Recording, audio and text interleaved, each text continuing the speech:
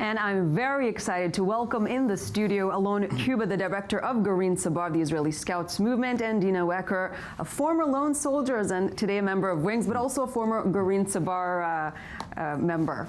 Thank you for being here. I really see this as kind of the modern day idealism. What kind of support would you say you give to these lone soldiers? They leave everything behind, move to Israel alone, and join the army. I mean, this is really not something that you can take for granted. Exactly, you said correctly. The Garin Sabar program is a very unique program. It's established by the Israeli Scouts 26 years ago in 1991.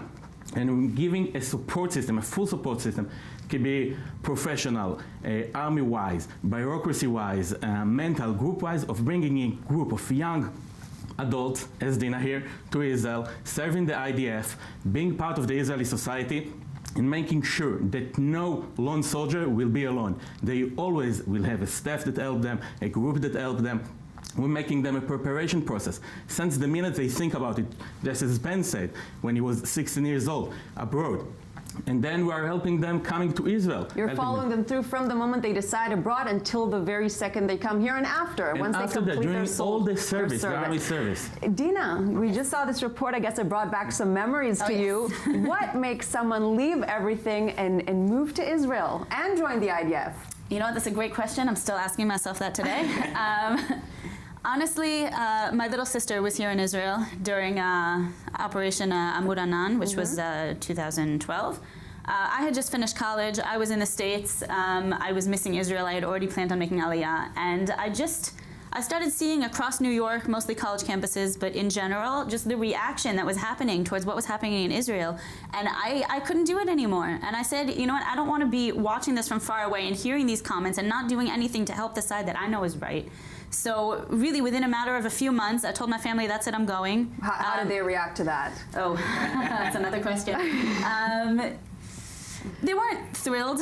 I mean, you know, it's a very tough decision to make, and it is risking your life at the end of the day. We have to remember that, and parents are concerned. Exactly. They were all for the idealism. They were all for, you know, my defending Israel. They were worried, and you know, that's fair. They're parents. So what are the advantages of Garin Sabar, and no pressure having Alon here? Well, honestly, the advantages of Garin Sabar, personally, I couldn't have done it without them, and I'm not just saying that because Alon is here. It really is. They make all the difference. From the moment we got off the plane, we had a place to live. We had a program that was really getting us into the mindset of the Army, which is a crazy change to do from coming from the States to drastic change. Everyone here in Israel in their already 11th and 12th grade have a lot of preparation being done. You're coming after college. You're in a different mindset. You're an adult. You're coming and you're serving side by side with teenagers. Yes, that was hard. I think the biggest part was really when we would come back to the army, and you know, a lot of these 18-year-old Israeli soldiers would be like, oh, my mom forgot to pack, you know, enough snacks for me for the week.